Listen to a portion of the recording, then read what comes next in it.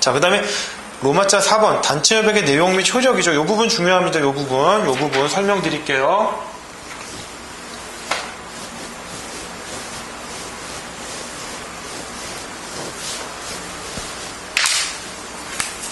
자, 단체협약에는요, 제가 단체 교섭을 해서 단체협약을 체결하면 규범적 부분과 채무적 부분이 있다고 했잖아요. 계속 나오죠? 중요하다는 얘기입니다. 외우세요. 그냥 외우세요. 규범적 부분은 근로조건에 대한 것, 채무적 부분은 채권 채무 관계니까 노동조합 사이에 노동조합과의 권리 의무 관계예요. 따라서 단체협약이 기간 만료로 실효되면 채무적 부분은 그냥 자동 소멸이에요. 그러나 규범적 부분은 남아있다. 그게 바로 단체협약의 여후효. 일본 표현이라 좀 말이 어렵습니다. 여후효, 남아있다. 왜냐하면 남아있을수록 좋잖아요. 근로자 입장에서 보면 근로조건이니까. 보이시나요?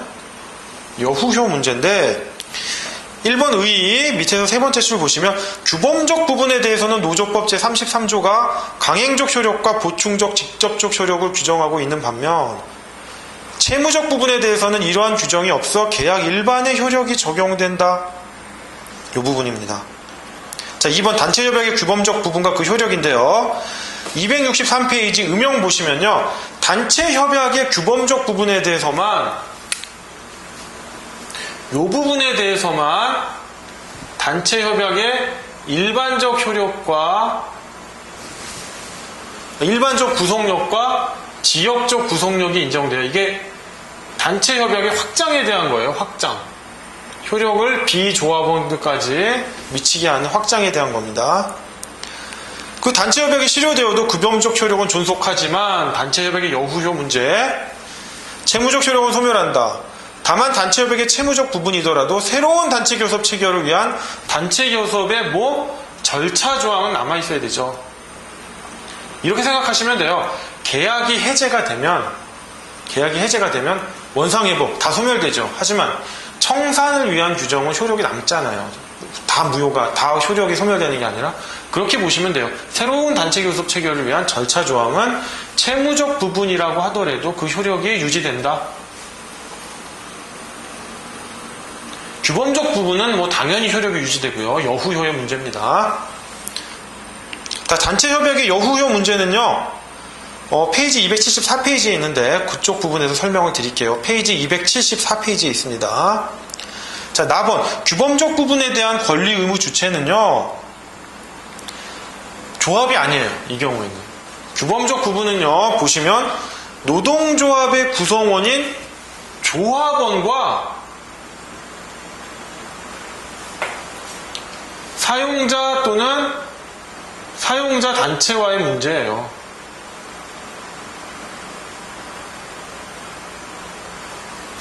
이 부분이 사용자 또는 채무적 부분이 사용자 또는 사용자 단체와 노동조합과의 권리 의무 관계인 거예요.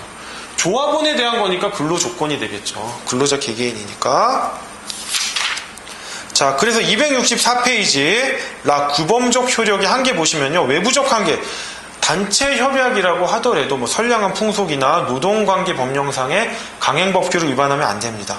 그 다음에 2번 내부적 한계인데요. 내부적 한계라고 하더라도 여기 1, 2, 3, 4 예외적인 거 있죠. 이런 경우에 대해서는 효력을 미치지 않는다는 거. 그 다음에 유리의 원칙이 있습니다. 요거 페이지 17페이지에서 설명드렸으니까 넘어갈게요. 뭐냐?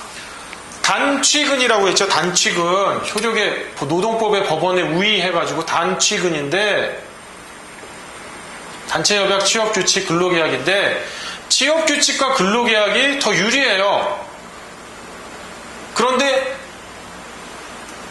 단체협약의 경우에는 유리한 거를 적용한다라는 규정이 없었죠. 취업규칙과 근로계약은 있었어요. 유리한 거를 하위의 법원이더라도 유리하면 우선 적용한다.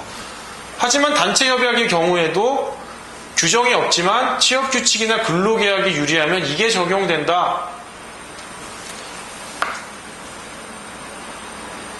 물론 유리의 원칙이 단체협약 자체에 규정되어 있다면 이런 학설 대립은 필요가 없고요. 그리고 이 화살표는 265페이지 위에 화살표는 17페이지랑은 반대적인 내용입니다. 유리의 원칙을 배제하는 특이하게 단체 협약에 있다면 불리하더라도 이 단체 협약이 적용된다는 겁니다. 요거 17페이지랑 관련해서 숙지하시기 바랍니다. 자, 265페이지 규범적 효력 위반에 대한 구제 방법인데요. 자, 규범적 부분은 그 당사자가 조합원이라고 했어요. 그러니까 개별 조합원이 직접 사용자를 상대로 그 이행을 청구해야 됩니다. 채무불이행 시에는 채무불이행에 기한 손해배상 청구를 할 수 있어요. 노동조합은 당사자가 아니에요. 규범적 부분에 대해서. 그러니까 이행을 청구할 수는 없는데 다만 단체 협약 준수 의무 위반에 따른 손해배상 청구는 가능하다. 이 부분 마번 반드시 숙지하셔야 됩니다. 그러면 266페이지 3번 볼게요. 단체 협약의 채무적 부분이에요. 채무적 부분은 노동조합과 사용자 또는 사용자 단체와의 권리 의무 관계입니다. 뭐가 있느냐? 여기 있죠. 조합활동, 노조 전임자, 유니온샵, 조합비, 일가의 공제, 체크오프, 병화조항 이런 게 있다. 채무적 효력의 내용 있고 나의 채무적 부분에 대한 권리 의무가 주체가 있는데 따라서 노동조합의 구성원인 조합원은 단체협약 위반 행위에 대해서 조합원 내부적인 조합 내부의 징계 책임을 질지 몰라도요. 협약 위반에 대한 책임 안 집니다. 자, 평화 의무와 평화 조항이 있는데요. 요것만 잘 읽어보시면 돼요. 평화 의무는요. 기간상 의무예요. 자, 단체 협약을 체결했는데 자꾸 또 그 기간 중에 단체 협약 바꿔줘 하면 기업이 운영을 할 수가 없죠. 노동조합과 단체 교섭하고 협약하는데 시간 다 보내요. 그래서 단체 협약 유효 기간 동안에 단체 협약에서 이미 합의한 근로조건이나 기타 합의된 사항에 관하여 변경 개폐를 목적으로 하는 쟁의행위를 하지 않은 기간상 의무가 평화 의무예요. 평화 의무. 평화 조항은 뭐냐면 다툼이 생겼어요. 단체 교섭이 결렬될 경우에도 바로 쟁의행위로 나가지 말고 노동위원회의 조정이나 중재를 거쳐야 한다는 절차상의 의무예요. 이 평화 조항은요. 단체 협약이 규정되어 있더라도 노조법에도 있어요. 조정전치주의라고 하는. 그러니까 이건 노조법상의 의무예요. 근데 평화 의무는 노조법에는 없어요. 따라서 단체 협약에 의무로 넣으면 지켜야 되고 의무로 안 넣으면 안 지켜도 돼요. 그러나 평화 조항은 넣든 안 넣든 노조법에 조정전치주의가 있기 때문에 지켜야 한다는 거예요. 만약 단체 협약에 규정이 돼 있다면, 평화 조항이 규정되어 있다면 더 엄격하게 노조법보다 규정되어 있다면 엄격하게 지켜야 되는 거예요. 만약에 노조법보다 더 약하게 규정되어 있다 하더라도 노조법이 우선적 효력을 갖기 때문에 노조법만큼의 의무 준수가 필요한 거예요. 자, 그래서 2번 근거 보시면 평화 의무는 합의설과 내재설이 대립한다. 그 근거에 대해서. 그 다음에 3번 범위인데요. 평화 의무는 단체협약 소정 사항이 한정된다. 따라서 단체협약에 정해져 있지 않거나 새로운 단체협약 체결을 위한 단체교섭의 경우에는 적용되지 않는다. 그쵸? 기존 단체협약을 자꾸 변경하려고 할 때 이런 겁니다. 적용되는 거고, 새로운 단체협약이나 단체협약에 규정되지 않은 사항에 대해서는 평화 의무가 적용되지 않아요. 따라서 사용자가 단체협약을 위반하거나 사용자의 직장 폐쇄 등에 대한 방어적 쟁의행위에는 적용되지 않아요. 노동조합의 행위의 경우에만 평화 의무가 적용되고요. 단체협약을 무효라고 불만한 특별한 사정의 경우에는 또 평화 의무가 적용되지 않습니다. 자, 4번 내용 보시면 되고요. 자, 라번 267페이지 아래 라번 채무적 효력의 한계인데 채무적 효력에 대해서는 단체 협약의 확장적 효력인 일반적 구성력과 지역적 구성력이 적용되지 않는다는 거예요. 그 부분 아셔야 됩니다. 자, 그 다음에 268페이지 채무적 효력 위반에 대한 구제 방법인데요.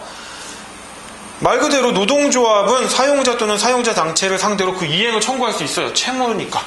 아까 규범적 부분에 대해서는 이행 청구할 수 없다고 그랬죠. 사용자 단체가 뭐만 청구할 수 있다고? 협약 준수 불이행에 따른 손해배상만 청구할 수 있는데 채무적 부분은 노동조합이 주체니까 그 이행을 청구할 수 있고요.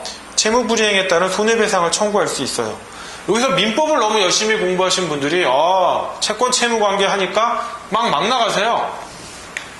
그럼 뭐 동시이행의 항변권도 적용되지 않아요? 라고 하는데 노동법상 동시이행의 항변권을 적용하기에는 그 쌍무관계의 대가관계성 입증이 곤란해서 조금 어렵지 않나. 설사 동시이행 관계를 하더라도 입증 곤란이 있고요. 그 다음에 채무불이행이니까 뭐 계약 해제도 가능한 거 아니에요? 뭐 이론상 가능한데 뭐 노동조합이 사용자 또는 사용자 단체가 단체협약의 채무적 부분을 불이행해서 단체협약을 해지하면 본인한테 좋을 게 없죠. 해지권 이론상 가능한데 말이 안 되는 겁니다. 자, 여기서 넘어가겠습니다. 그 다음 제2절 단체협약의 확장적 효력인데요. 단체협약의 확장적 효력은 규범적 부분에 한해서 적용된다는 거예요. 따라서 채무적 부분 지우겠습니다. 규범적 부분은 그 당사자가 조합원과 사용자 또는 사용자 단체라는 점. 그러면 단체협약의 확장적 효력은요, 일반적 구속력과 지역적 구속력이 있는데 시험에 나올 만한 건 일반적 구속력입니다. 1번 의 보시면요, 노조법 제35조가 이를 규정하고 있고요. 이 일반적 구속력은 강행 규정이니까 배제하는 규정을 단체협약에 두더라도 무효입니다. 요건 하나의 사업 또는 사업장, 납원, 상시 사용되는 답원 동종의 근로자입니다. 동종의 근로자. 그런데 요 부분 주의할 게 있어요. 뭐냐면 근로자인데 조합원이 있고 비조합원이 있어요. 그러면 이 조합원에게 미치는 단체협약의 효력을 얘네들에게도 미치게 하겠다라는 거거든요. 그럼 이 비조합원은 원래 뭐냐? 본인이 원하면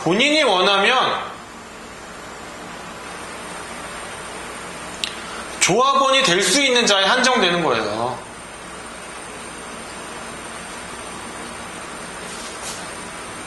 될 수 있는 자인데 본인이 조합원이 되기 싫어서 가입을 거부한 사람들이에요.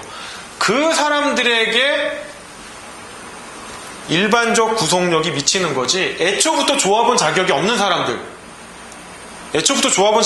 사람들에게는 이 동종의 근로자에게 해당되지 않는 겁니다. 이 부분 중요합니다. 자, 그 다음에 270페이지 단수 이상이 하나의 단체협약의 적용을 받게 된 때 이 부분 요건의 하나고요. 효과는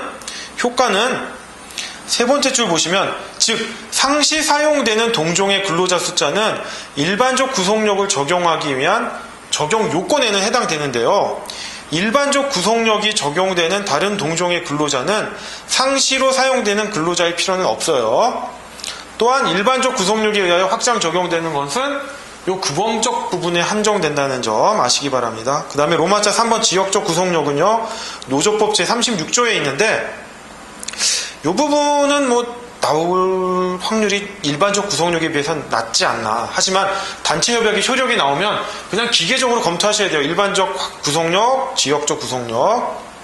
자, 2번 요건 보시면요, 하나의 지역, 행정구역을 의미하는 것은 아니라는 거. 종업하는 동종근로자의 3분의 2 이상. 마찬가지입니다. 조합원 자격이 인정되는 비조합원에 한정되지, 조합원 자격이 애초에 없는 비조합원은 동종근로자에 해당되지 않는다는 거. 그 다음에 다 하나의 단체협약이 적용되는 거. 이때 단체협약은 법의 노조의 단체협약이 아니라 법내 노조의 단체협약에 한정된다. 행정관청의 결정이 있어야 된다. 이 부분. 효과입니다. 단체협약 중 규범적 부분에 한정된다. 세 번째 줄이죠. 그 다음 지역적 구속력에는 유리의 원칙이 적용된다. 따라서 단체협약이 적용되지 않는 근로자에게 종전 근로조건보다 불리한 단체협약을 지역적 구속력이라는 명목으로 확대 적용할 수가 없어요. 또한 이 말이 무슨 말이냐면요, 또 별도의 단체협약에 있는 소수 노조에 대해서 지역적 구속력이 적용되지 않아요. 자, 한번 설명드릴게요. 일반적 구속력부터 설명드릴게요. 자, 조합원에게 적용되는 단체협약의 효력을 비조합원인데 조합원 자격이 있는 비조합원이에요. 조합원 자격이 없으면 적용 안 돼요. 그러면 유리한 것도 유리한 건 적용되겠죠, 당연히. 그럼 사용자 입장에서 보면 야, 그럼 불리한 건 적용 안 될까? 이래요. 불리한 건 안 된다는 거예요. 유리의 원칙만 적용된다. 자, 지역적 구성력도 마찬가지예요. 유리한 것만 적용되고 불리한 건 적용 안 된다는 거예요. 그 부분입니다. 자, 그 다음에 272페이지 제3절 단체협약의 유효기간인데 이 부분이 또 어려운 건 아닌데 조문이 아리까리하게 도문이 아주 복잡하게 돼 있어요.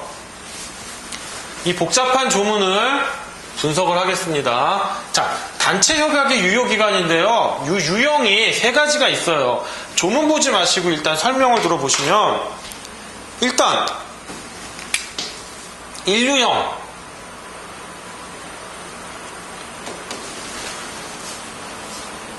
자, 1유형 하기 전에 일단 1번 보시겠습니다. 단체협약의 유효기간을 정한 경우 그 유효기간이 만료되면 단체협약의 효력이 종료된다. 당연하죠. 어떤 부분만? 채무적 부분만. 규범적 부분은 종료하지 않아요.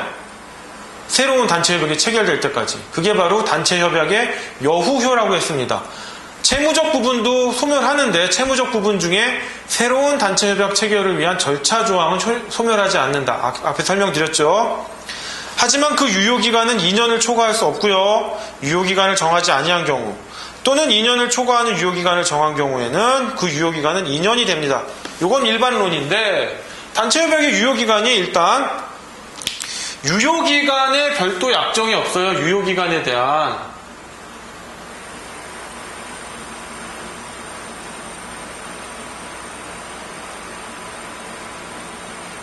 이 경우 어떻게 된다? 효력 만료일로부터 3월까지 효력을 갖는다. 효력 만료일로부터 이게 바로 조문에 뭐냐? 노조법 32조 3항 본문이 돼요. 본문. 그럼 3월 지나면 뭐가 돼요? 무협약 상태가 되는 거예요. 어떤 협약도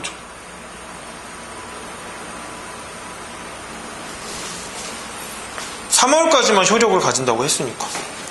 자, 2유형 별도 약정이 있는 거예요.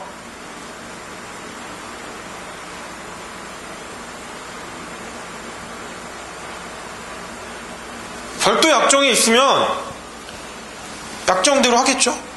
약정대로 하는데 일반적으로 이런 식으로 약정을 하죠. 자동갱신.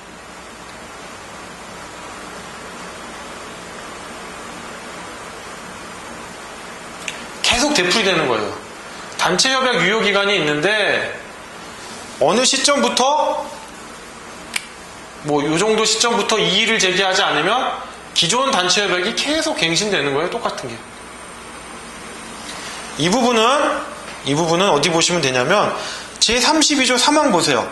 단체협약이 유효기간이 만료되는 때를 전후하여 당사자 쌍방이 새로운 단체협약을 체결하고자 단체교섭을 계속하였음에도 불구하고 새로운 단체협약이 체결되지 아니한 경우에는 종전의 단체협약은 그 효력 만료일로부터 3월까지 계속 효력을 갖는다. 요거죠, 요거. 근데 제가 아까 빼놓고 읽은 부분이 뭐예요? 별도의 약정이 있는 경우를 제외하고는이에요. 그러니까 별도의 약정이 없어야 돼요. 별도의 약정이. 별도의 약정이 있는 경우는 약정대로 가는데 일반적으로 이런 경우로 가요. 자동갱신 협정으로 가요. 자, 근데 3유형은 뭐냐면요. 자동연장 협정이에요. 자동연장. 갱신과 연장이 뭐가 달라요? 갱신은 계속 되풀이 되는데 연장은 한 번만 됩니다. 이거는 32조 3항 단서에 있어요. 자, 보시면 273페이지 보시면 새로운 단체협약이 체결될 때까지 새로운 단체협약이 체결될 때까지 종전께 와요. 종전 단체협약의 효력이 연장이 되지만 당사자 일방은 해지하고자 하는 날의 6월 전까지 상대방에게 통보함으로써 종전 단체협약을 해지할 수 있다. 자, 연장이 돼요. 새로운 단체협약이 체결되지 않으면 연장이 이렇게 쭉 되는데 이게 유리하면 노조 입장에서 어떻게 써요? 새로운 단체 협약 체결에 적극적일까요? 소극적일까요? 소극적이죠. 유리하니까. 이걸 계속 적용하고 싶죠. 그러니까 사용자한테 공격할 수 있는 무기로 준 거예요. 내가 이쯤 해지하고 싶어. 그러면 이거 6월 전에 해지 통보를 해. 그러면 아무리 연장됐더라도 종전 단체 협약이 해지될 수 있어, 이겁니다. 이게 뭐냐면 사실 이 취지가 제가 예전에 그 노무현 대통령 시절에요. 그 공무원이라든지 공단 이런 쪽에 단체 협약이 노동조합 유리하게 체결이 됐어요. 그러다 보니까 새로운 단체 협약을 사용자 위주로 이제 체결하려고 이명박 대통령 시절에 하려고 보니까 얘네들이 적극적으로 안 한단 말이에요. 기존 게 유리하니까 그냥 계속 연장되니까. 그래서 이런 조항을 넣었어요. 사실은 그런 배경이 있습니다. 그래서 이런 세 가지 유형이 있다는 점 확인하시기 바랍니다. 네, 273페이지 넘어가시고요. 네, 274페이지 단체 협약의 여후요입니다. 여후요. 이 부분 읽어보시면 되는데 275페이지의 음영 부분 보시면 돼요. 부정설은 단체 협약의 여후요 기간은 새로운 단체 교섭이 진행 중인 상태이므로 이를 인정하는 것은 단체 교섭권을 무력화하는 것이다. 하지만 긍정설은 단체 협약의 여후효는 실효된 단체 협약이 그대로 적용되는 것이 아니라 단체 협약의 내용이 근로계약의 내용으로 화체되어 근로계약이 적용되는 것이므로 이를 인정할 수 있다고 주장한다. 대법원 판례는 명시적으로 얘기하진 않았는데 긍정설의 취지예요. 이게 뭐냐면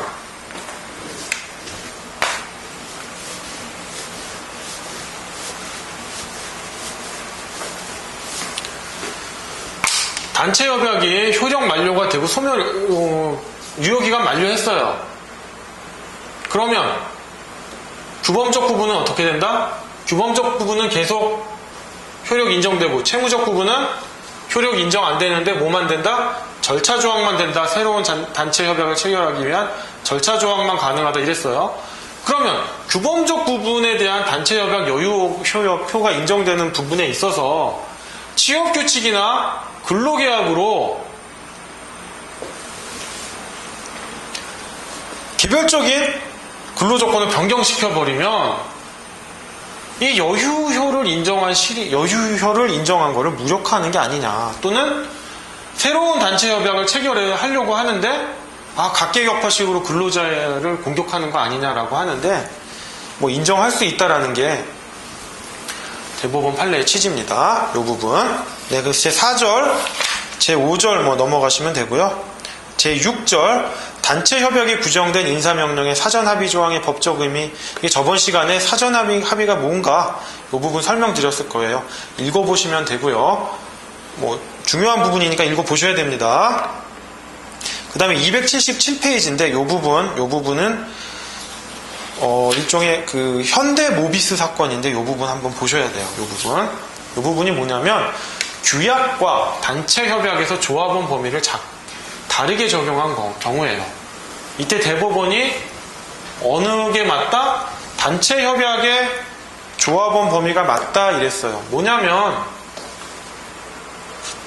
규약에서는요 조합원 범위를 이렇게 정해놨어요.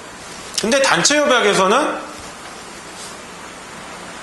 요만큼만 정해놨어요. 근데 이 부분이 누구냐면 인사부 노무과장이에요. 인사부 노무과장.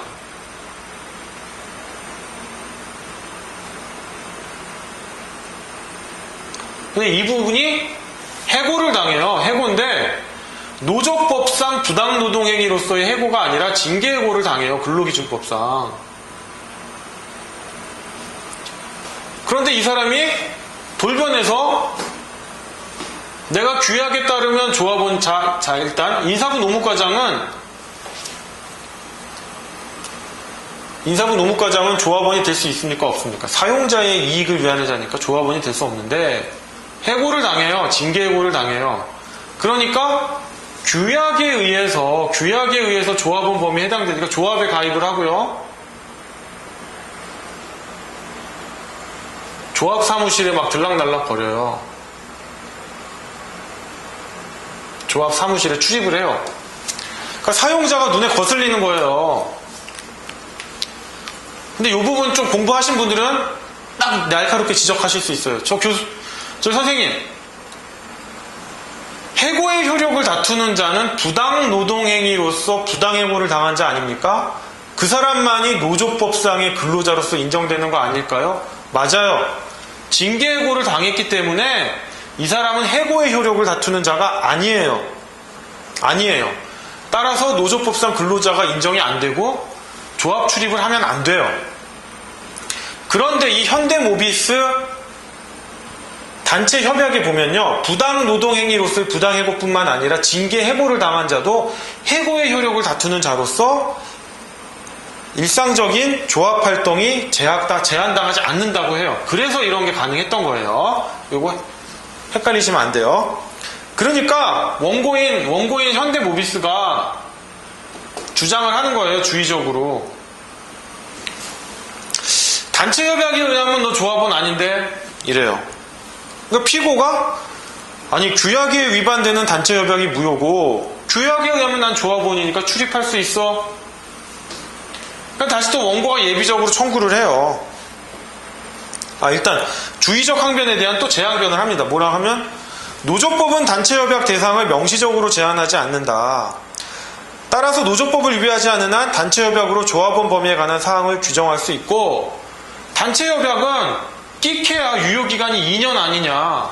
그렇기 때문에 규약에 일치시킬 수도 있고 좁게 할 수도 있고 그건 그때그때 사정에 따른 거기 때문에 단체 협약의 조합원 범위가 우선 적용돼야 된다. 이런 주장을 합니다. 그 다음 또 피고는 주의적 항변에 의해서 예비적 항변을 또 할 수 있어요. 뭐냐면 단체 협약에 의해 조합원이 아니더라도 노조법 제35조의 동종근로자에 해당하니까 단체 협약의 일반적 구속력에 의해 해고 무효 확인 소송이 확정될 때까지 출입할 수 있다. 즉 일반적 구속력의 확장을 주장해요. 자, 피고는 간단합니다. 규약이 우선된다? 아니야? 단체 협약이야? 그래, 그럼 단체 협약에 일반적 구속력 있잖아. 이 주장을 하는 거예요. 그러니까 다시 또 원고가 그러죠.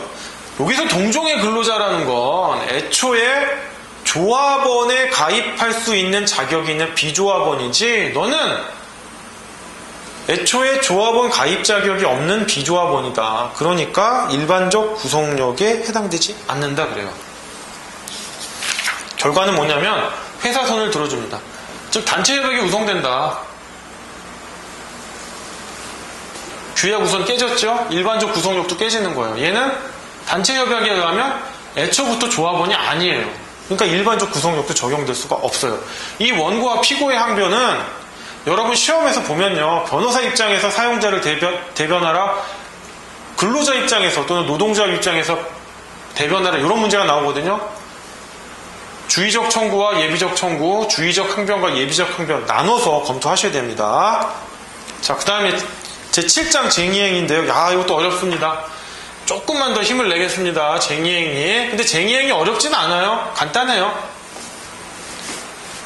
조금 외워야 될 게 있는 거지 이렇게 뭐 단체 협약이나 단체 교섭 같이 이론적으로 어려운 부분이 있는 건 아니에요. 자, 보시면요. 자, 제1절 쟁의행위 일반 이론인데 근로자 단체가 그 주장을 관철할 목적으로 행하는 행위로서 사용자 업무의 정상적인 운영을 저해하는 행위예요. 말 그대로. 일반적으로 쟁의행위는 헌법 제33조 제1항에 단체행동권의 근거를 두고 있어요.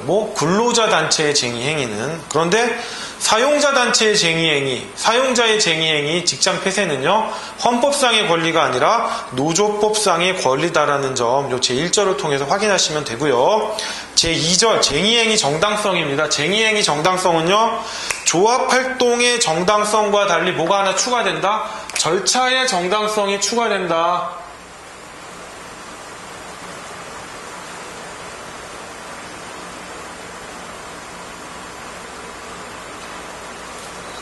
주체의 정당성, 목적의 정당성,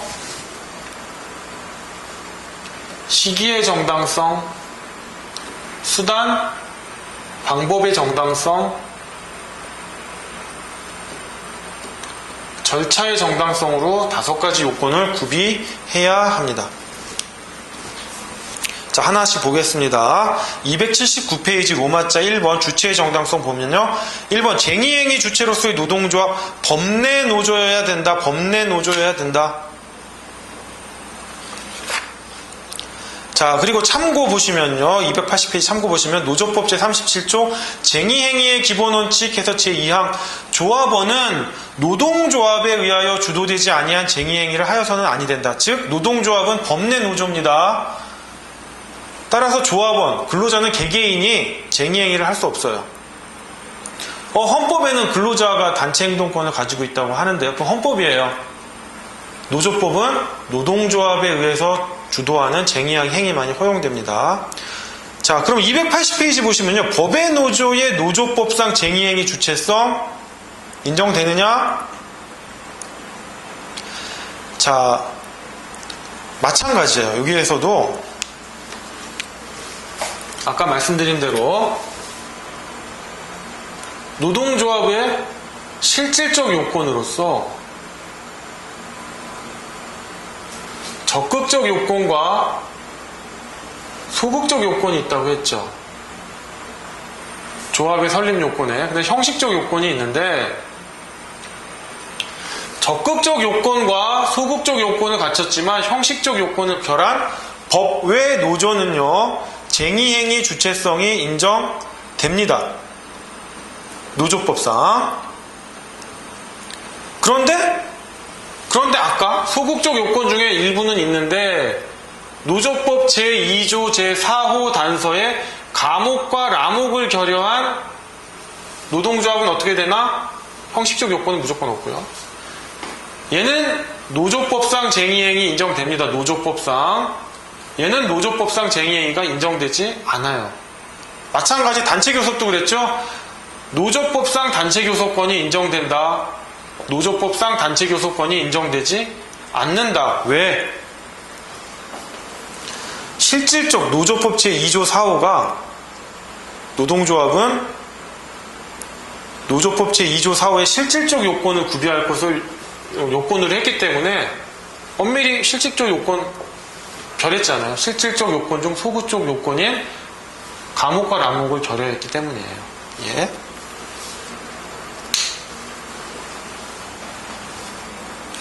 하나 더 하겠습니다. 단체교섭권 인정되지만 사용자에게 단체교섭을 응낙할 의무는 없다. 따라서 이거를 이유로 부당노동행위 구제 신청을 할 수는 없다는 거예요. 왜? 부당노동행위 구제 신청은 법내 노조에게만 인정되기 때문입니다. 법내 노조에게만. 자, 그다음 2번. 초기업적인 산업별, 직종별, 지역별 단위 노동조합의 지부 또는 분회 주체성 인정됩니다. 대법원도 동일한 입장이고요. 3번. 헌법상 단결체로서 무작용 노조 내지 일시적 쟁의단. 이 경우 헌법상 단체행동권은 가능하지만 노조법상 쟁의행위는 할 수 없다는 거예요. 281페이지 오셔서요. 노동조합이 설립되어 있는데 조합원 아닌 근로자, 비조합원들이 파업을 했어요. 쟁의행위를 했어요. 쟁의행위의 주체성이 인정되지 않는다. 왜? 노조법 제37조 제2항에서 조합원은 노동조합에 의하여 주도돼야 된다고 했어요. 주도되지 아니한 쟁의행위를 하여서는 아니 된다라고 했기 때문에 어쩔 수 없어요. 쟁의행위 하고 싶으면 노조 가입하셔야 되는 거예요. 그 다음에 노동조합에 소속된 일부 조합원들이 노동조합의 지시나 결의 없이 조합원의 결의 없이 자기네들 멋대로 비공인 파업을 하는 것도 정당한 쟁의행위가 아니다라는 점 아시면 되겠습니다. 그 다음에 목적의 정당성인데요. 아까 단체 협약에 있어서 의무적 교섭 대상만이 쟁의행위의 목적이 된다. 임의적 교섭 대상은 사용자가 내가 단체 협약으로 받아들인다라고 했을 때 교섭 대상은 되지만 이를 목적으로 하는 쟁의행위는 불가능하고요. 위법적 교섭 대상을 목적으로 하는 쟁의행위는 무조건 안 되는 겁니다. 자, 282페이지 오셔서요. 목적의 범위에 대한 학설에 대리 자, 대법원은 단체 교섭 중심설, 아까 단체 협약, 의무적 교섭 대상, 범위 내에서 쟁의행위의 목적은 사용자의 처분 권한 범위 내여야 한다라고 판시하고 있습니다. 그렇지 않으면요, 정치 파업이나 동정 파업 같은 것도 가능해지기 때문에 대법원 판례 입장이 타당한 거예요. 타당한 겁니다. 자, 그 다음에 법률 규정에 의한 2번, 법률 규정에 의한 쟁의행위 목적에 제한, 노조법에 하지 말라고 하는 것들이 있어요. 뭐 노조 전임자의 급여 지급 요구 또는 쟁의행위 기간 중에 임금 지급 요구를 목적으로 하는 쟁의행위는 법률상 금지돼요. 이를 주된 목적으로 하는 쟁의행위는 안 돼요. 근데 쟁의행위를 하고 나서 뭐 단체 협약을 다시 체결하는데 쟁의행위 기간 동안에 미지급된 임금을 보전해 주기로 하겠다라는 단체 협약은 허용이 돼요. 그것만 목적으로 하는 쟁의행위가 안 된다는 겁니다. 3번, 목적의 정당성에 대한 판단 기준인데요. 목적이 여러 개가 있을 때 하나가 좀 위법하다라고 해서 쟁의행위 목적이 정당하지 않은 게 아니라 주된 목적을 중심으로 판단한다는 점. 자, 4번, 구체적인 사례, 이 부분 좀 보셔야 됩니다. 판례가 인정된 사안들, 판례가 이제 언급했던 사안들이 있기 때문에요. 이런 걸 기준으로 사례 문제를 만들 가능성이 높아요. 자, 283페이지 오셔서 집단적 노동관계 사항은 노조법 제2조 제5호의 노동쟁의 대상이 아니더라도, 노동쟁의 대상은 아까 뭐라고 그랬어요? 근로조건이라고 했죠? 노동쟁의 대상이 아니더라도 단체 교섭의 대상에 해당하며 의무적 교섭 대상이기 때문에 쟁의행위의 경우 목적의 정당성이 인정된다. 집단적 노사관계 중 이익분쟁에 해당되는 겁니다. 이게 아까 259페이지, 259페이지에서 제가 오히려 설명드리는 게 좀 헷갈리게 만들지 않냐라는 부분, 그 부분이에요. 집단적 노사관계 중에 이익분쟁 상황입니다. 자, 시기의 정당성입니다. 로마자 3번. 아무 때나 하는 게 아니라 단체 교섭을 거부하거나 단체 교섭의 자리에서 그러한 요구를 거부하는 회답을 했을 때 게시해야 되고요. 로마자 4번 절차의 정당성입니다. 요거는 제목 정도만 알아두시면 돼요. 조문을 통해서 조합원의 직접 비밀 무기명 투표에 의한 조합원 과반수의 찬성. 284페이지 오셔서 2번 최후수단성. 3번 상대방에 대한 서명 통보 및 조정전치주의. 조정전치주의 빼먹으시는 분 많아요. 이 조정전치주의가 평화조항이에요. 그러니까 평화조항은 조정전치주의예요. 한마디로. 그다음에 4번 평화의무는 노조법에 규정 안 돼 있다고 했죠. 평화의무는 기간 준수 의무고 평화조항은 절차 의무라고 했어요. 절차 준수 의무. 평화조항은 조정전치주의이기 때문에 이를 위반하면 안 돼요. 위법한 쟁의행위예요. 절차의 정당성을 침해했기 때문에. 그러면 노조법에 규정이 없는 평화의무가 단체 협약에 규정되어 있을 때 이 평화의무를 위반하면 정당하지 않은 거냐, 절차의 정당성을 위반한 거냐. 대법원은 절차의 정당성을 위반한 것이다 라고 하고 있습니다. 물론 반대 견해도 있긴 해요. 그 다음에 5번 조합규약 위반과 정당성인데 뭐 이 조합규약 위반이 중한 건지 경한 건지에 따라 정당성 여부를 개별적으로 판단해야 됩니다. 그 다음에 로마자 5번 방법의 정당성인데요.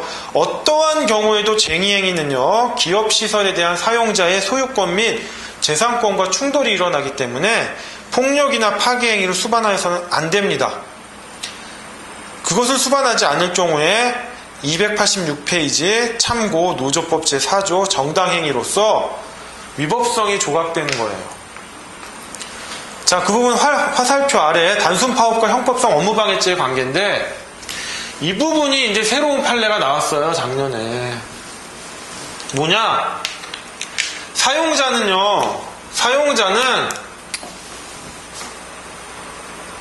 행동에 대한 제약이 많이 따라요. 왜냐하면 노조법 제81조에 보면 부당 노동행위로서 사용자의 행위가 규제가 돼요. 근데 근로자, 노동조합은 규제할 방법이 없어요.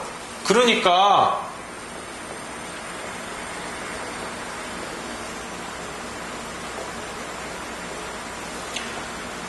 단순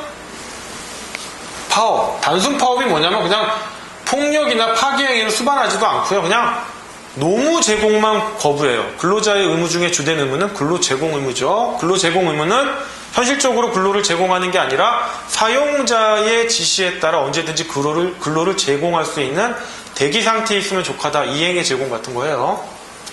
단순 파업의 경우 막바로 정당성이 부정되면 업무방해죄에 해당된다 그랬어요. 위력에 의한.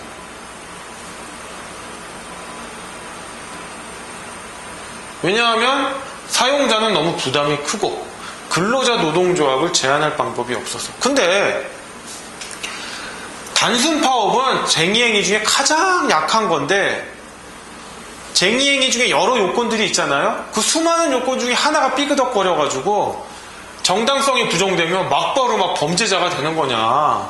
이 부분에 대해서 다툼이 있었는데 최근 대법원 판례가 다수 의견이 단순 파업의 경우 사용자가 예측할 수 없는 시기에 전격적으로 이루어져 사업 운영에 심대한 혼란이나 막대한 손해를 초래하는 때에 위력에 의한 업무방해죄가 성립한다라고 해서 일종의 요건을 하나 더 추가했어요. 전격적인 단순 파업이다.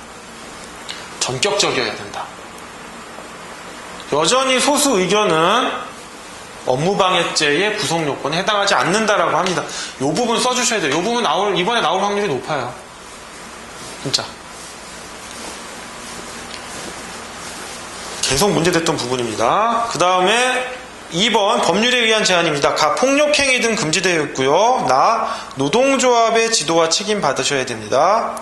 다 안전보호시설에 대한 쟁의행위 제한이 있고요. 라 필수유지 업무에 대한 쟁의행위 제한이 있습니다. 이 경우 사용자는 쟁의행위 금지 가처분 또는 단체행동 금지 가처분 등의 보존 처분을 할 수 있어요. 자, 288페이지 오셔서 4번 쟁의행위 구체적인 유형인데 가 직장 또는 사업장 점거인데 이 경우 부분적인 병전적인 점거, 즉 조업이 가능한 부분은 남겨두고 쟁의행위를 해서 점거를 해야지 전면적으로 배타적으로 점거를 하면 위법하다. 그 다음에 4번 준법투쟁입니다. 준법투쟁은 뭐냐면요, 법을 지킨 거예요. 노조법을. 근데 왜 이게 위법한 쟁의행위냐? 사실은 우리가 노동관행으로서 어느 정도 위법한 근로를 하고 있어요. 근데 묵인을 해주는 거예요. 완벽하게 근로기준법이나 노조법을 준수할 수 없거든요. 항상 이런 식으로 근로를 해오다가 지하철 한번 볼게요. 역에 서면 법적으로 5분간 대기했다가 출발해야 된다 그래요. 근데 실제로 지하철이 그럽니까? 아침 출퇴근 시간에 막히는데 내리면 바로 태우고 바로 떠나잖아요. 사실은 그게 위법한 거예요. 그러니까 지하철 근로자들이 준법투쟁을 해서 법에 규정된 대로 또는 회사 지침에 규정된 대로 역에 서면 5분간 정차하고 가는 거예요. 그렇게 규정을 지켰는데 이러한 준법투쟁을 위법한 쟁의라고 볼 수 있느냐? 대법원은 위법한 쟁의행위로 본다라는 거예요.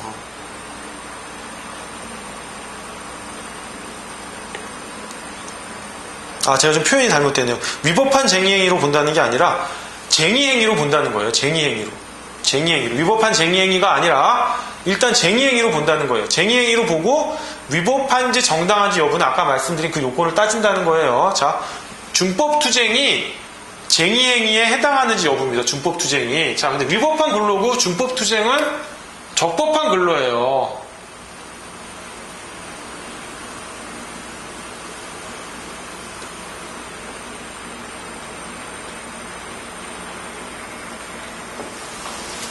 따라서 학설이 대립돼 있어요. 자, 긍정설은 현실평가설이에요. 어쨌든 위법한 근로를 했지만 일종의 노동관행으로 이루어져 왔던 거고 어쨌든 사용자 업무의 정상적인 운영이 저해되지 않느냐 현실적으로. 그러니까 쟁의행위다. 자, 정당하냐 위법하냐가 아니라 일단 쟁의행위다. 그래요. 그러면 법률평가설은 뭐냐면 그러면 노조법이든 근로기준법이든 보호되는 사용자의 보호되는 업무가 위법한 근로까지 포함되냐. 이게 말이 되느냐. 위법한 걸 보호해 주려고 근로기준법하고 노조법들이 있는 게 아니잖아요. 따라서 준법투쟁은 쟁의행위가 아니다라는 거예요. 그러나 대법원은 현실평가설의 입장에서 준법투쟁도 쟁의행위다. 그렇기 때문에 쟁의행위의 정당성 요건을 따져서 정당한지 위법한지 여부를 판단하는 겁니다. 대표적인 게 근로자들의 집단 월차 휴가권 행사에 관한 대법원 판례 289페이지에 있고요. 근데 근로기준법이 개정돼서 지금은 월차 휴가권이 없죠. 자, 넘어가겠습니다. 290페이지 제3절 정당성 없는 쟁의행위와 민사상 손해배상 책임인데요. 1번 손해배상 책임의 근거는 노조법 제3조는 정당한 쟁의행위에 대하여 사용자가 노동조합 또는 근로자에게 손해배상을 청구할 수 없다라고 규정하고 있어요. 그럼 반대 해석상 위법한 쟁의에 대해서는 손해배상 청구할 수 있겠죠? 그러나 이 노조법 제3조에 반대해서 그러지 말고 민사상 채무불이행 법리를 가면 근로계약상 근로제공 의무를 불이행했고 사용자의 시선에 대한 안전 의무를 위반했으며 단체협약상의 평화의무 위반 등의 책임을 물어가지고 채무불이행 책임을 물 수가 있고 불법행위 책임으로서는 위법한 쟁의행위로 인한 사용자의 재산권 및 영업권 침해를 들 수 있습니다. 이렇게 말해주면 얘가 좀 민법 좀 아는구나 이렇게 할 수 있죠. 자, 그럼 손해배상 책임자는 누구일까? 노동조합이 되겠죠. 노동조합. 당연히 노동조합이 쟁의행위의 주체는 누구다? 법내 노동조합이니까 법외 노동조합의 경우에는 형식적 요건을 결한 경우에만 쟁의행위 주체가 된다고 했어요. 노동조합이 됩니다. 그럼 노동조합의 업무 집행기관인 대표자, 임원들, 죄송합니다. 글씨가. 노동조합의 대표자나 임원들도 책임을 지느냐? 진다. 대법원은 민법 35조 1항을 유추합니다. 35조 1항의 법인의 불법행위 능력에 따라서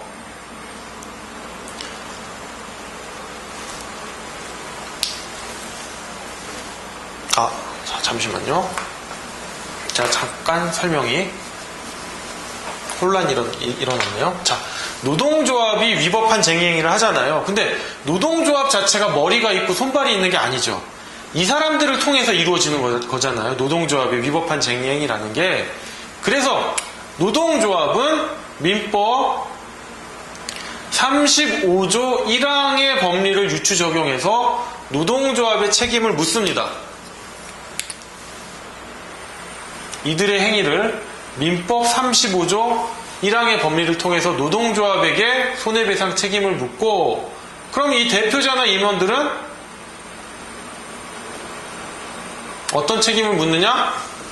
2번에 보시면 대법원, 노동조합 임원들이 위법한 쟁의행위를 주도한 경우 노동조합의 업무 집행 기관으로서의 행위라는 측면과 임원 개인의 행위라는 측면을 아울러 지니고 있다. 이에 대해 학설의 대립이 있는데요. 개인 책임 정면 긍정설, 대법원은 개인 책임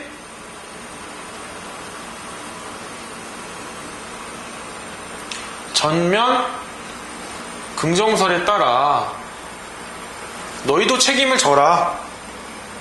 그리고 얘네 둘의 책임은 부진정 연대다.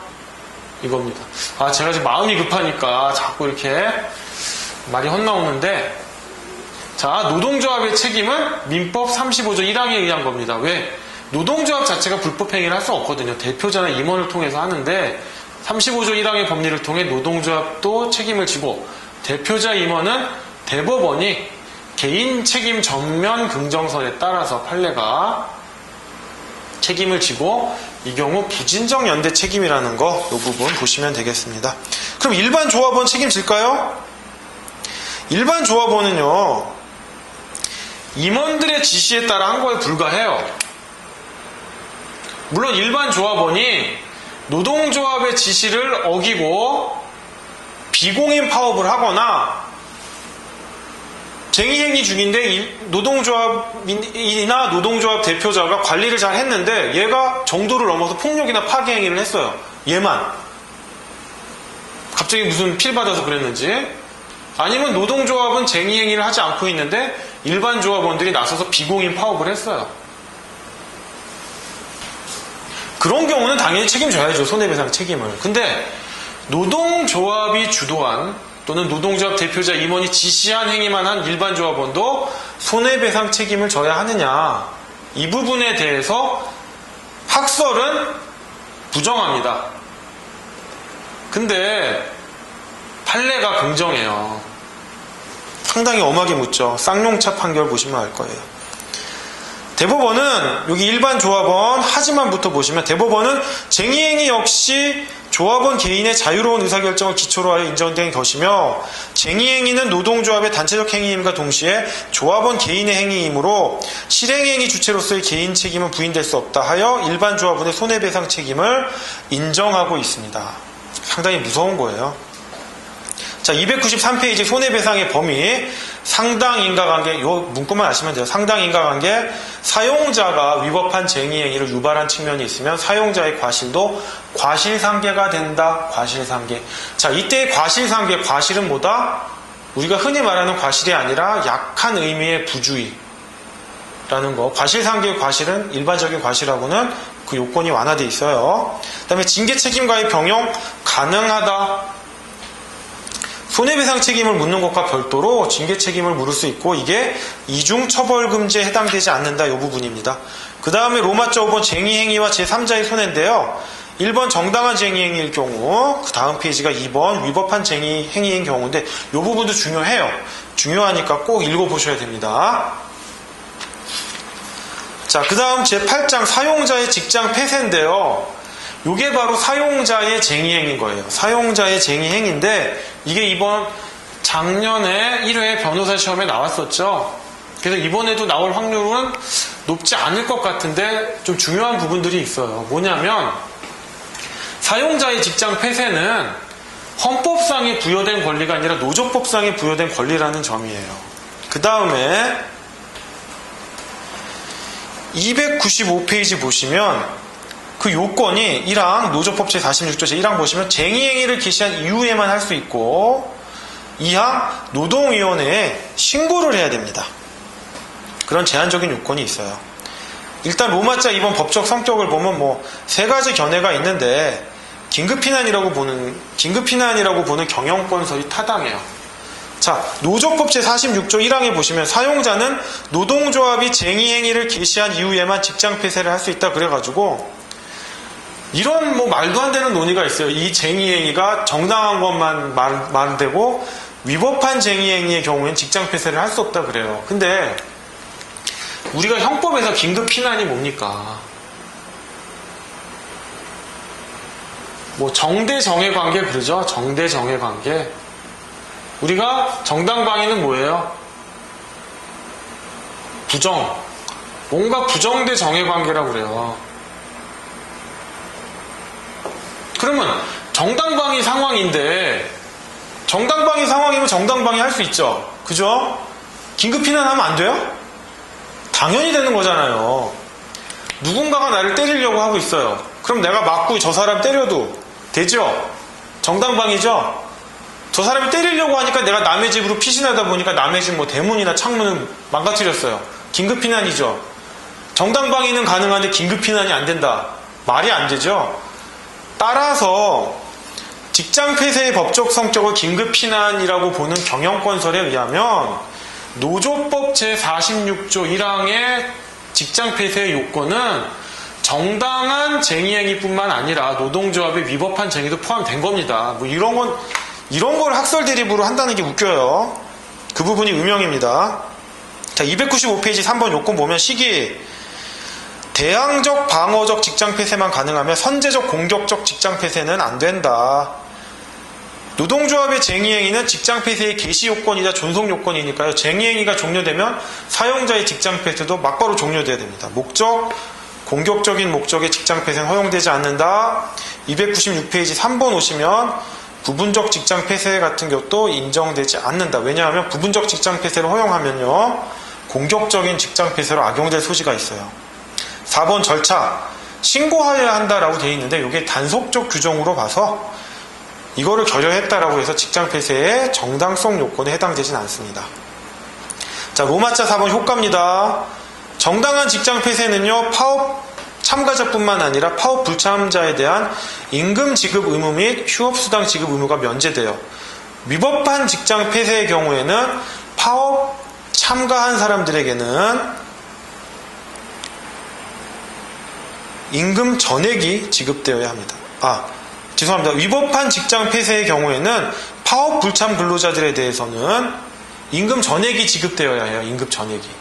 휴업수당인 평균 임금의 100분의 70? 안 됩니다. 휴업수당은 정당하게 휴업을 해야 되는데 위법한 직장 폐쇄는 정당한 휴업이 아니잖아요. 그러니까 임금 전액이 지급돼야 되고요. 위법한 직장 폐쇄를 했는데 그럼 파업 참가한 근로자들한테는 임금 지급 전액을 줘야 되나요? 이건 또 전액을 줄 수 없는 게 무노동 무임금의 원칙이 적용되니까. 자, 뭐냐? 정당한 쟁의행위를 했어요. 정당한 쟁의행위든 위법한 쟁의행위든 근로자는 쟁의행위 참가자는 임금 지급할 수 없어요. 무노동 무임금이기 때문에. 설령 사용자가 이거에 대응해서 위법한 직장 폐쇄를 했다 하더라도 무노동 무임금 원칙이 깨지는 게 아니에요. 따라서 정당한 직장 폐쇄고 정당한 쟁의 행위고 위법한 직장 폐쇄라고 하더라도 임금 지급 의무는 면제가 돼요. 파업 참가자에게는. 파업 불참자에게는 임금 전액이 지급됩니다. 휴업수당이 지급되는 게 아니고. 이 부분 주의하셔야 됩니다. 정당한 직장 폐쇄는 파업 참가자든 불참자든 임금 지급 의무 전액이 면제되는 겁니다. 2번, 사업장에 대한 물권적 지배권을 사업주가 전면적으로 회복하기 때문에 쟁의행위를 해가지고 직장을 점거하고 있는 경우, 그때 점거는 전면적 점거가 아니라 부분적 점거라고 했죠. 부분적 병존적 점거라고 했습니다. 이때 퇴거 불응죄 요청할 수 있어요. 퇴거를 요청할 수 있고 퇴거를 거부하면 형법상 퇴거 불응죄가 됩니다. 자, 사용자가 정당한 직장 폐쇄를 하더라도 노조 사무실은 출입할 수가 있습니다. 그 부분이 297페이지의 음영 부분이에요. 이 부분 보시면 됩니다. 자, 제9장 쟁의행위 기간 중에 근로관계인데요. 제1절 쟁의행위 기간 중에 근로관계 임금 청구권, 파업 참가자의 임금 청구권 인정 안 된다. 무노동 무임금의 원칙이다.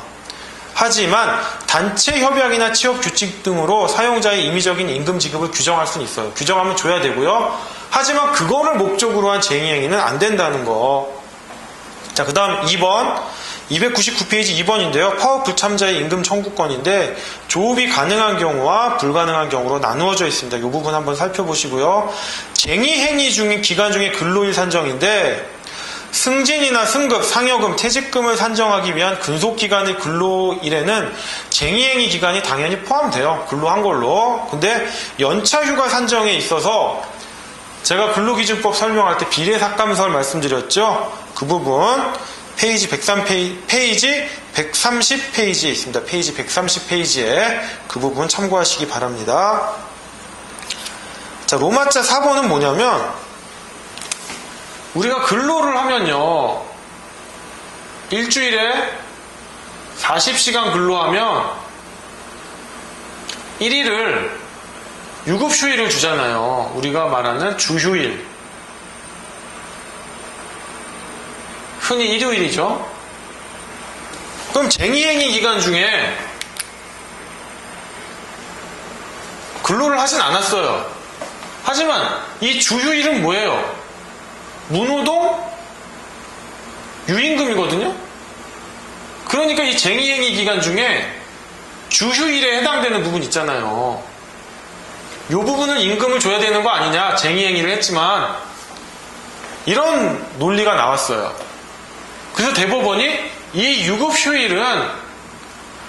유급휴일에 임금을 지급하는 거는 일주 40시간 근로한 걸 전제로 하는 거지 쟁의행위를 전제로 한 건 아니다. 따라서 쟁의행위 기간 중에 주휴일의 경우에 임금을 줄 수 없다라는 게 로마자 4번입니다. 넘어가시고요. 제2절 쟁의행위 기간 중에요. 사용자의 신규 채용 및 대체 근로가 금지되고 도급, 하도급이 금지됩니다. 이 부분이 또 시험에 나올 확률이 높아요. 이 부분이 시험에 나올 확률이 높은데 보시면 특히 이제 신규 채용 및 대체 근로의 금지인데 그 요건이 당해 사업과 관계없는 자를 채용해서는 안 된다 그러니까 사용자가 어떤 항변을 하느냐?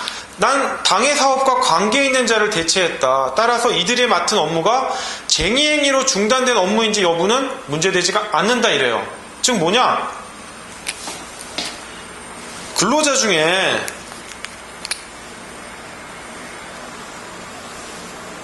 이만큼이 쟁의행위를 해요. 그래서 쟁의행위 안 하는 이 근로자를 이 업무에 투입해요. 가능하다는 거예요. 당해 사업과 관계 있는 자들이에요, 이들은. 그러니까 쟁의행위로 중단된 업무에 투입해도 상관이 없어요. 지금 조문을 비껴가는 거예요. 자, 그 다음에 3번 쟁의행위로 중단된 업무라고 했으니까 신규 채용을 해요. 신규 채용을 해서 이 쟁의행위로 중단된 업무를 시키지 않으면 돼요. 딴 업무를 시키는 거예요. 이래도 조문을 비껴가요. 이게 사용자의 항변이에요. 이건 사용자의 정당한 인사권의 행사입니다. 그래서 2번과 3번 부분 보시면 됩니다. 넘어가겠습니다. 자, 그래서 이 302페이지 4번 보시면요. 사용자는 쟁의행위 금지 가처분 이렇게 할 거고 노동조합은 이렇게 대체 근로를 하면 대체 근로 금지 가처분 또는 신규 채용 금지 가처분을 할 겁니다. 자, 제3절 이거 볼 필요 없으시고요. 305페이지 제10장 노동쟁의의 조정과 중재도 보실 필요 없습니다. 쭉 넘어가겠습니다. 마지막 제11장 부당노동행위인데 이거 정말 중요해요. 시간이 조금 길어졌는데 이거 빨리 하고 마치겠습니다. 여러분 정말 수고 많아요. 조금만 참으십시오. 제1절 부당노동행위 일반 이론입니다. 1번 의, 로마자 1번 의 부당노동행위 한번 읽어보시고요. 우리나라 부당노동행위는 사용자의 부당노동행위만 금지하고 있고요. 노동조합이나 노동자의 부당노동행위를 규제하고 있지는 않아요. 자, 로마자 2번 주체 부당노동행위 금지 의무의 수범자는 사용자예요. 사용자. 따라서 노조법 제2조 제2호에 의한 사업주, 사업의 경영 담당자, 사업주를 위하여 행동하는 자가 다 포함된다는 점. 자, 그러면 316페이지 오셔서요. 1번 사용자 단체가 포함되느냐? 그런데 노동위원회와 대법원도 사용자 단체를 부당노동행위의 수범자로 인정하고 있습니다. 근데 이게 좀 재형법정주의 원칙 위반이 아니냐라는 반대 학설이 있어요. 그 다음에 원청회사의 사용자성, 간접고용에 있어서 사용자성 당연히 인정됩니다. 3번 유형인데요. 이제 노조법 제81조 부당노동행위 유형은요, 무조건 이제 암기를 하셔야 돼요. 제81조 1호, 5호, 얘네는 같이 가요. 불이익 취급이에요. 2호, 2호가 뭘까요? 반조합계약이라고 합니다. 환경계약이라고 하는데 그런 말은 좀 일본 표현이니까요. 하지 마시고 반조합계약입니다. 3호가 단체교섭 거부 및 해태예요. 그러니까 요 3호는 단체교섭 부분에서 매번 나올 수밖에 없어요. 제 4호가 지배개입입니다. 계속 나올 수밖에 없죠, 이것도. 그런데 학설이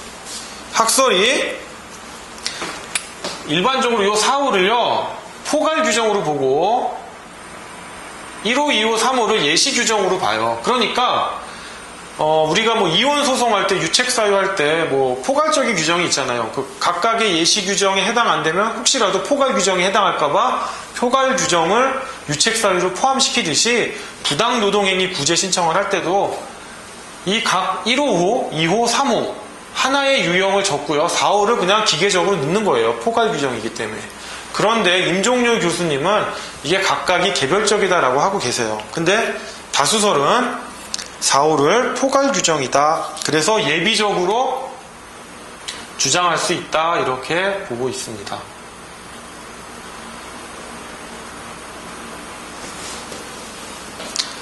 자, 노조법 제81조 부당노동행위 규정은 강행 규정이니까요. 이를 위반한 법률행위는 사법상 효력조차 인정되지 않습니다.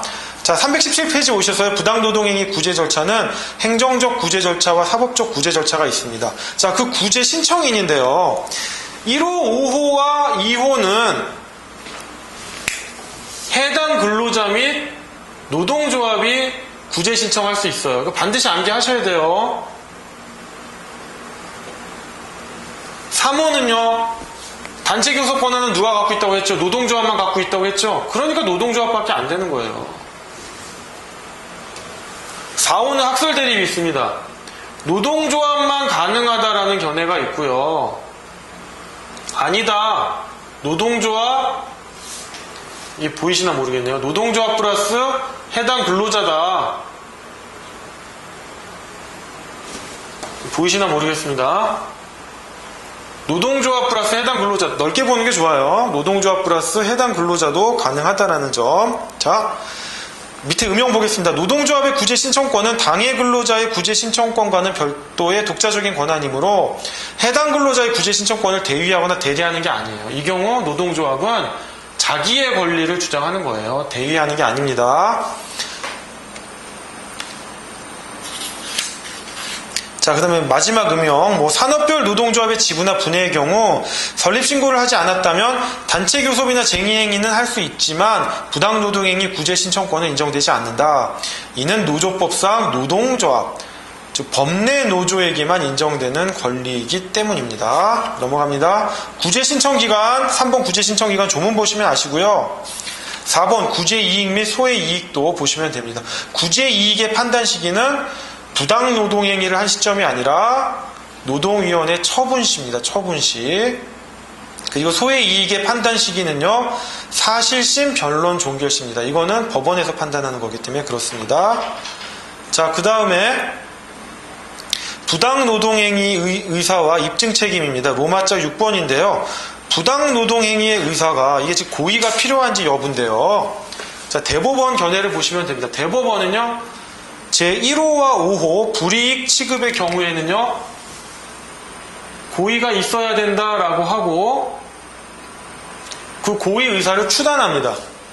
추단하고 있는데 제4호 지배 개입의 경우에는 지배 개입의 의사를 또 요구합니다.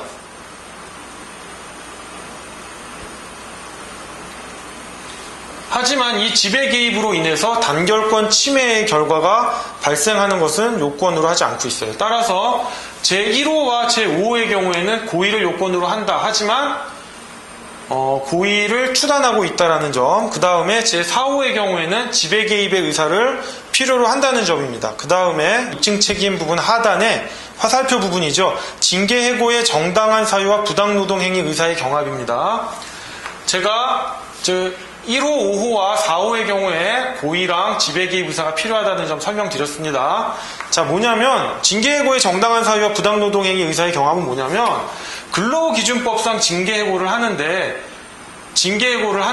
정당한 사유가 없어요.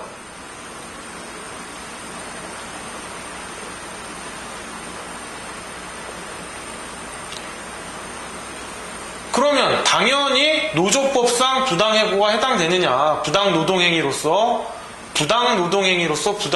부당해고냐, 당연히 인정되느냐, 그 부분에서 학설 대립이 있습니다.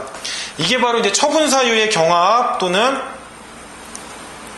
원인의 경합 이렇게 하는데요. 자, 한번 읽어보시면 정당한 이유가 없는 해고의 경우 반드시 필연적으로 부당노동행위가 성립하는 것은 아니다. 특히 근로자의 정당한 근로3권 실현활동과 사용자의 정당한 해고 사유가 경합할 경우 불이익 취급에 따른 부당노동행위 성립 여부가 문제된다. 자, 이 경우요. 학설이 상당 인과관계설, 결정적 원인설의 대립이 있는데 대법원은 결정적 원인설의 입장에 있다라는 점, 이 부분 하나 보시면 됩니다. 시험에 나올 것 같진 않아요. 너무 어려워서. 그거보다 제가 아까 설명드렸던 이 부분이 중요한 거예요. 구제 신청인이 누구냐? 고의나 지배 개입 의사를 필요로 하는 이 부분입니다. 자, 321페이지 로마자 7번 부당노동 행위에 대한 구제 명령인데요. 원상회복주의와 처벌주의를 병용하고 있다는 점 조문을 통해서 살피시면 됩니다. 자, 322페이지 구제명령의 내용과 구제명령의 효력, 거기 부분에 공정력이라고 되어 있는데 집행부정지 원칙입니다. 제가 오탑니다. 집행부정지의 원칙.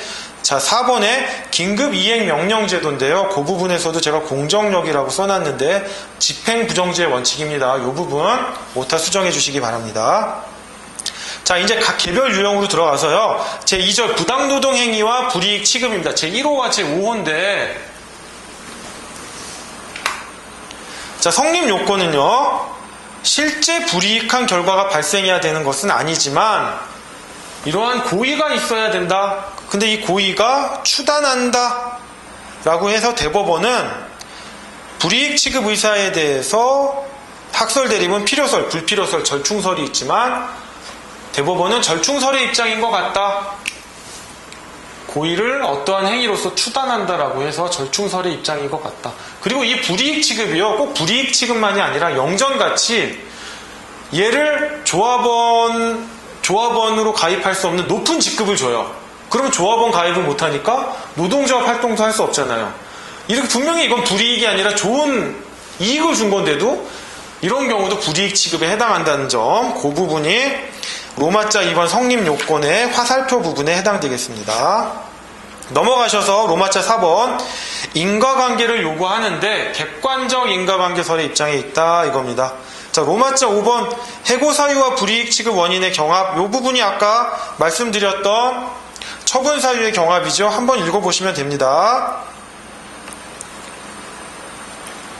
자, 그 다음에 로마자 6번 불이익 취급의 원인이 되는 행위 유형인데 1번 취업시간 중에 노동조합 활동이라든지 2번 노동조합의 업무를 위한 정당한 행위, 이 부분 읽어보시면 되고요.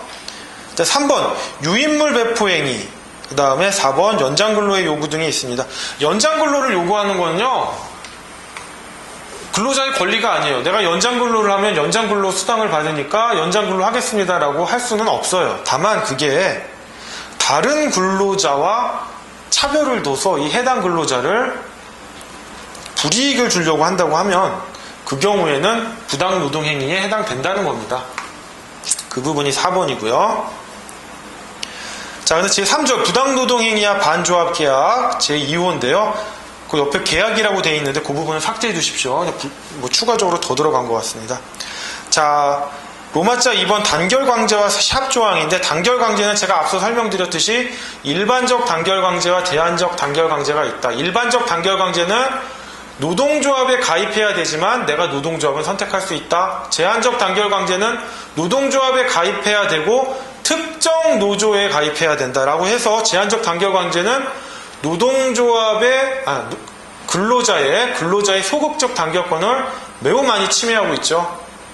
매우 많이 침해해서 그 위헌 여부가 문제되는데 노조법은 어떻게 되어 있다? 제한적 단결강제를 원칙적으로 금지하지만 예외적으로 허용하고 있다 이겁니다.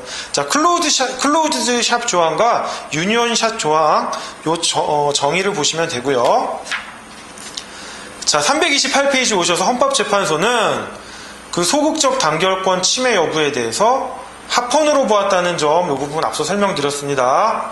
자, 그 다음에 로마자 4번 사용자의 해고 의무인데요. 노조법 제81조 제2호 단서에 따라 사용자는 해고 의무가 발생하는데 그 단서 후단은 이 경우에는 해고 사유가 해고를 할 수 없다라고 되어 있습니다. 그 부분 숙지하시고요. 세 가지 경우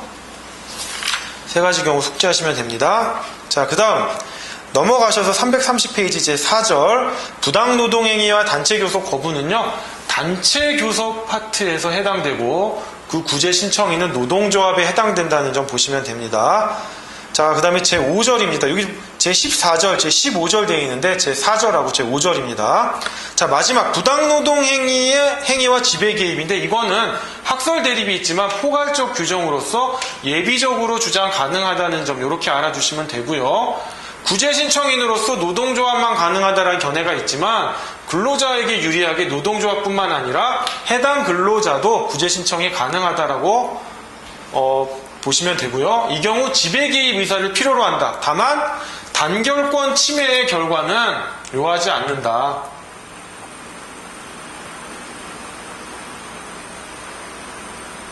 침해 결과는 요하지 않는다. 침해 결과를 요하면 너무 엄격해지죠. 자, 그 부분이 로마자 2번 내용입니다. 이렇게 보시면 되고요. 자, 그 다음 로마자 3번 노동조합의 소극적 성립 요건과의 관계입니다. 자, 1번 노조법 제2조 4호 남혹은요, 노조법 제81조 제4호의 부당노동행위와 그 노동조합 결격 사유와 일치하는 점, 이 부분이 있고요. 그 다음에 노조법 제2조 4호 남혹 단서는 노동조합의 활동을 보호하기 위한 규정인데, 따라서 해고를 다투는 자라고 하더라도 조합원으로서의 활동을 한다면 이 사람이 조합원의 지위를 유지하기 때문에 이 사람, 해고의 효력을 다투는 자가 조합원으로서의 활동을 하는데 그거를 방해하면 부당노동행위에 해당한다는 점입니다. 로마자 4번 구체적인 유형은 노조 전임자의 급여 지급이 있습니다. 이 경우 급여를 지급하면 부당노동행위에 해당한다라고 했죠, 원칙은. 하지만 투쟁의 결과이고 조합의 자주성을 해치지 않는다면 부당노동행위에 해당하지 않습니다.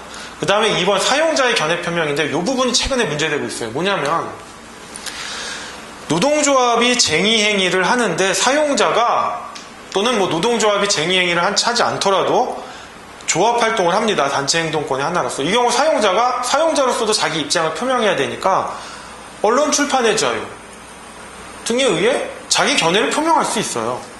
근데 이 견해를 표명하는 게 노동조합을 지배 개입하려고 한다면 예외적으로 부당노동행위에 해당한다. 그 부분, 이 부분이 최근에 이제 교수님들 논문이 많이 나오고 있어요. 근데 쓰는 부분은 원칙적으로는 가능하다. 언론 출판의 자유에 의해서. 하지만 지배 개입을 하거나 지배 개입 의사가 인정되면 부당노동행위에 해당한다는 점, 그 부분입니다. 3번 유니온샵 협정에 의한 사용자의 해고 의무 불이행인데, 자, 판례를 읽어보시면요. 단체협약상의 유니온샵 협정에 의해서 사용자가 노동조합을 탈퇴한 근로자를 해고할 의무는 단체협약상의 채무일 뿐이고, 이러한 채무의 불이행 자체가 바로 같은 법 제81조 제4호 소정 노동조합에 대한 지배개입의 부당노동행위에 해당한다고 단정할 수는 없다. 이 부당노동행위가 성립하려면 사용자에게 근로자가 노동조합을 조직 또는 운영하는 것을 지배하거나 개입할 의사가 있어야 한다라는 점, 이 부분 중요합니다. 네. 그래서 여기까지 해서요, 노동조합 및 노동관계 조정법을 마치고요. 제3편 산업재해보상보험법 및 제4편 노동가처분 부분은 여러분이 읽어보시면 충분히 알 수 있는 내용이기 때문에 여기서 강의를 마무리하도록 하겠습니다. 아주 긴 시간 동안 여러분 강의 듣느라 수고하셨고요. 이 강의를 통해서 여러분들 모두 변호사 시험에 합격하셔서 좋은 결과가 있으시기를 바라겠습니다. 여러분 너무 고생하셨고요. 변호사 시험에 모두 합격하시기를 바라겠습니다. 그럼 강의를 마치겠습니다. 감사합니다.